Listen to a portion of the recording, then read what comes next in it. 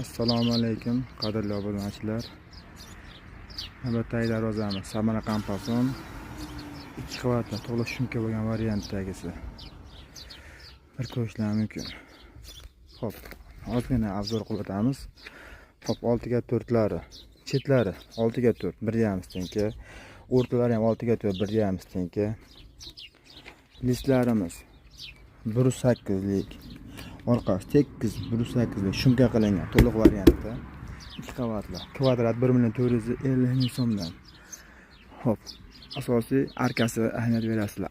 Arkasini lazerda kestirganmiz. Bolgarga tegmagan. Shpakolka qilinmagan. Tushib ketmaydi bu. Masalan, 1 yilda, 2 yil, 10 yildan keyin shpakolka tushishi mumkin-ku. Bular tushmaydi aka. Mana. Ideal holati juda chiroyli bo'lgan holatda bu. Gullar mana juda zo'r, xudo xohlasa. Bu faqat metal fabrikasidan ishlab chiqarish jarayoni. Mavlistim darvozamiz 1.8 ularda kvadrati 850 ming so'mdan O'zbekiston bo'ylab dastavkamiz bor. Ko'rishlar mumkin. Bu ham 1.8, 6x4 1.5 bu ham. Orqasi tekis holatda.